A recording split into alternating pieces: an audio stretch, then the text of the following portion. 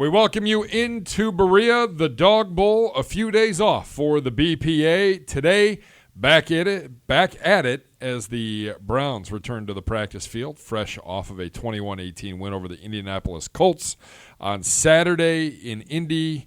It culminated 5 days of fun and frivolity for everyone, including the three of us. I'm Gibbs. He's Nick Shook. He's Andrew Gribble. And this is the best podcast available. Gentlemen, good to see you all back. Everybody enjoy a day yesterday or a few hours yesterday off? I like being home. It was good. Good upgrade. Being home is a positive. Yeah, a few hours. Frivolity. Did you go read Webster's Dictionary yesterday?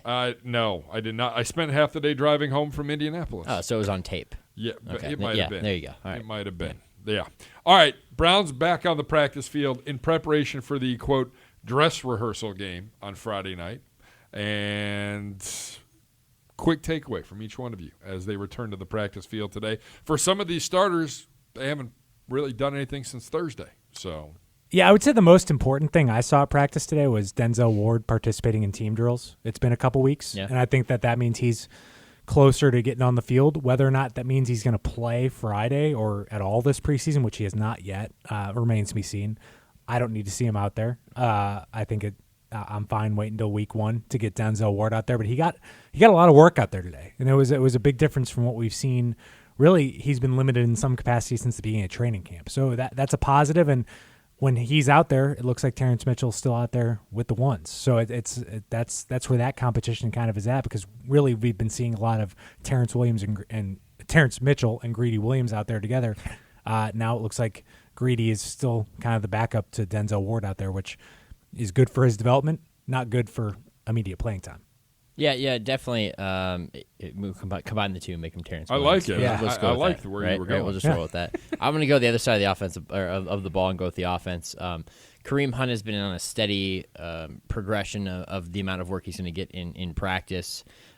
We saw him get his 10 to 15 reps in the preseason game, and he seemed to get more reps than that today, and he was very impressive pretty much the entire time. Anytime he touched the football, except for maybe one or two runs that were stopped inside, he made a play. I mean, he slashed through the open holes, got out in space where he could probably rip off a big run, did the same thing in the passing game, catching wheel routes out of the backfield, just looked very fluid, very natural, and it's just like it was in mini camp, which is just, you can see glimpses of how good he could be in a game for this team. And yeah, it's a bummer that we're not going to see him until after the first 8 games are played, but it's still really exciting to see him play on the field.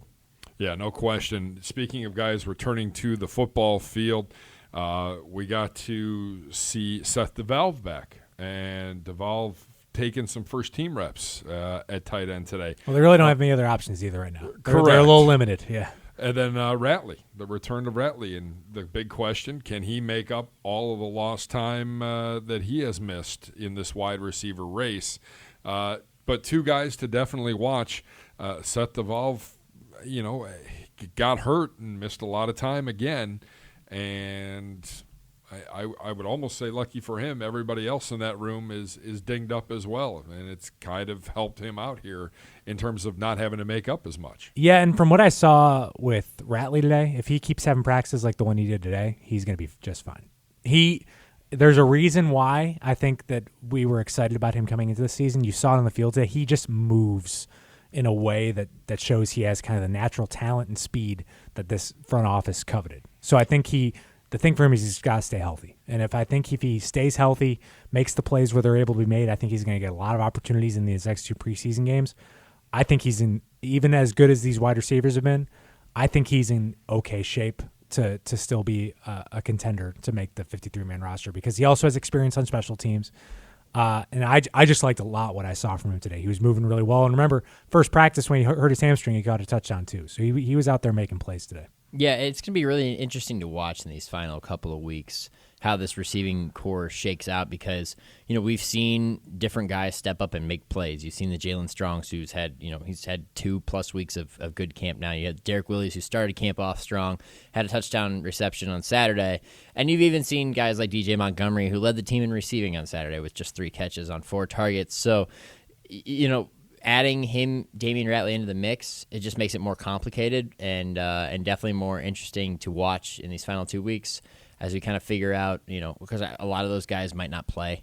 Obviously we haven't seen Jarvis and Odell so far, and I don't know if we're going to see them. I would not be surprised if the rest of these guys got more playing time because we have to figure this position group out. So it's definitely a reason to watch.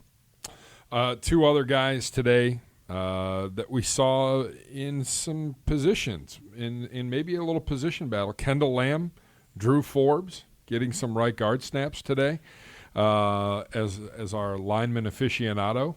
Mr. Shook, thoughts? Forbes continues to get a little more playing time, but now we're seeing Kendall Lamb maybe being thrust into that role as well. Yeah, I think it was more of a what do you know? I mean, we saw a rapid-fire rotation at basically every offensive line position with the ones, quote-unquote, because you have your skills who are mostly the ones out there. You have Baker Mayfield back there, which would designate the group as the ones. But on one play, you had Drew Forbes at right guard, and you had Eric Kush playing center. And then on the next play, you had Austin Corbett at right guard, and Eric Kush playing center, and Forbes at left guard. And then there was another play where it was Forbes and the rest of the starting offensive line. You talked about Kendall Lamb as well. So, I mean, Drew continues to look better and better, more comfortable, but we're not talking leaps and bounds. He's not a Pro Bowl or anything yet.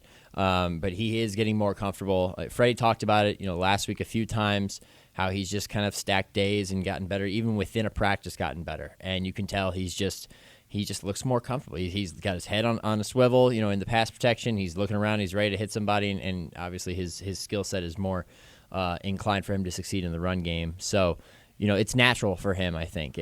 Over time, we'll see that it's a very natural fit. But, man, rapid fire. A lot of different guys getting a lot of tests. One play after another within a series to really just test you. Hey, do you know your responsibilities at every position? Can we trust you to be able to play guard and center or guard and tackle? Because they might need to. You can only carry 7 linemen. So that might be a necessity with this group, especially with the fluidity at the starting right guard position up to this point. So interesting. Definitely an interesting approach. Part of me wonders if the addition of Lamb and Forbes, obviously Forbes has come on strong this last week, but is this to kind of keep the pressure on Kush? Because if you're going based on what's happened in these games, Austin Corbett has almost essentially just played center in these first couple preseason games. Yeah. So, and then Kalis is out.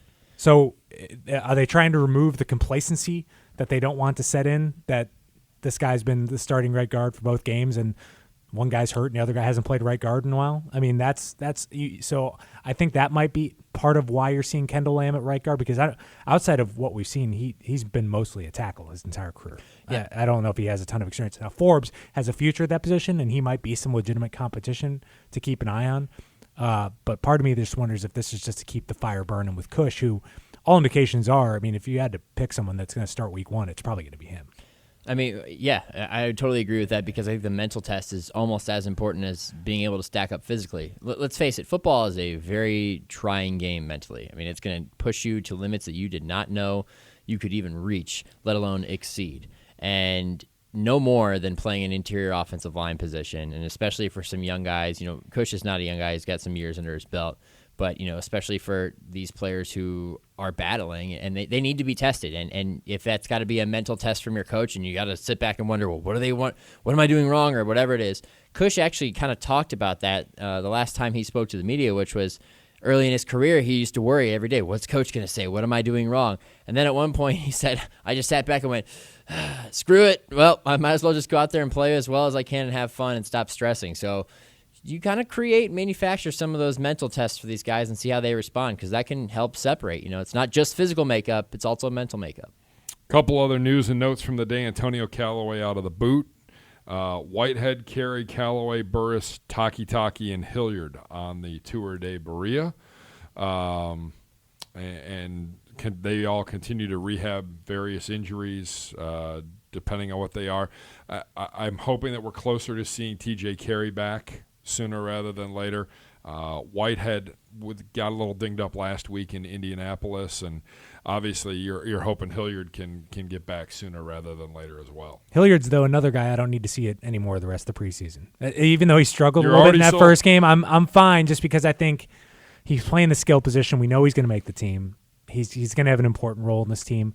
Just get him back healthy for that season 1 opener. I think it is interesting when it does the kick returner and punt returner position, though, because he was getting reps there, and now he's not. and you see a guy like Dearness Johnson going and taking those reps and really taking advantage of this opportunity with the game on Saturday and the performance that he had, and also just the way he's been in practice for the last few days. He's starting to open some eyes. So, but I would agree. I think Hilliard is on this team. You don't necessarily need to see him again, but just for the sake of competition, it'd be nice to have him. But I think if you're making the 53 now, I don't know how Dearness Johnson isn't on the team right now because of that ability on punt return and kick return, because I don't know if Hilliard's going to be as big of a part of this offense we think he is. I don't know if you necessarily want him on kick and punt return every single time. Yeah. So I mean that's something that Dearness Johnson has added to his skill set. And I mean, who else are you going to take outside those two running backs? You can't have Kareem Hunt for the first 8 weeks. I mean, who are the other contenders? I mean, I think you're probably going to have at least 3 guys at that position. So I think Dearness Johnson's in a great position. And if he keeps it up, I think he's in a great spot to make this team. Well, and that's what I meant Callaway on the kickoff and punt returns. Right. I mean, that's you're without a lot of guys, a lot of options, and young man making the most of his opportunity. And right now, it might be your opening kickoff return this season might be Hilliard and Johnson, back there. I mean, I don't know who else you're putting back there. And you know what? I'm okay with those guys, but when you look at the punt return situation with Callaway being out, we've got Johnson's one of the guys working back there. You see Damon Sheehy, Giuseppe back there as well. You've even got Jarvis Landry back there taking reps because you never know when you might want to deploy him or need to put him back there. So, not the best situation, but mostly because of guys who are just unavailable. Just give me someone that can catch the ball and hold on to it. I'm fine with it. We'll talk more about this when we play some sound bites from Freddie Kitchens a little bit later on in the actual podcast. The battle for kicker continues, and we'll recap Saturday again on the podcast. But today, little kicking battle. Both guys with some makes, both guys with some misses, including Siebert at the end of practice in 11-on-11s with a tough miss to the left. And it's the way you missed the one on Saturday too. Yeah, got to start. It is becoming a glaring problem by the day. But Freddie Kitchens has said we're not going to bring in anybody else. We need to get these guys better. And there's something to be said for those guys getting themselves better at this point in training camp. Well, and this was brought up. I mean, this is at this point in camp, it's kind of hard to find someone to bring in. Sure. Because there's currently 64 kickers employed, unless there's a team that only has one right now. I don't think there are many, though. Even the Colts had a kicker. Sure. So that wasn't Adam Vinatieri. So you're going to have a lot more options come after cut day than you do right now. So it might just be a fruitless exercise to bring someone else in. It's not like you're going to if there was a good kicker out there, they'd be employed by someone right now. Yeah. That's the best point and the most important point of this. But this is also a situation where if you do bring that guy in, that's how you end up with a guy like Billy Cundiff, for example, like this team has done in the past. I'm no kicking expert, but the weird thing about Austin Seibert and the kicks that he's attempted in practice, it seems the further back they go, the more comfortable he is. His longest today was from 55. Greg Joseph's longest was from 46. Austin missed that attempt from 46, I'm pretty sure, and that was – it looked like he put more into the 55-yarder, and it's almost like he's more accurate when he really drills the ball as opposed to – maybe he's in his own head a little bit and is trying to groove it more than just hit it like he normally hits it. I don't know. Like I said, not a kicking expert. I'm sure some of it has to be mental. I mean, you think about the pressure of being drafted and everything else and being in a kicking competition. There's gonna be some mental challenges. Just like every other position, you got to be able to be mentally strong. So it's a test of him for sure, but something we have to continue to monitor. All right, that's what happened today at Browns practice. 2 more practices open to the public. Tuesday and Wednesday. We travel to Tampa on Thursday, play Friday night. Couple more practices next week, and the preseason and training camp officially in the rear view mirror. For Andrew Gribble, for Nick Shook, I'm Jason Gibbs. You can get this podcast at clevelandbrowns.com or wherever you get your podcasts. This has been the best podcast available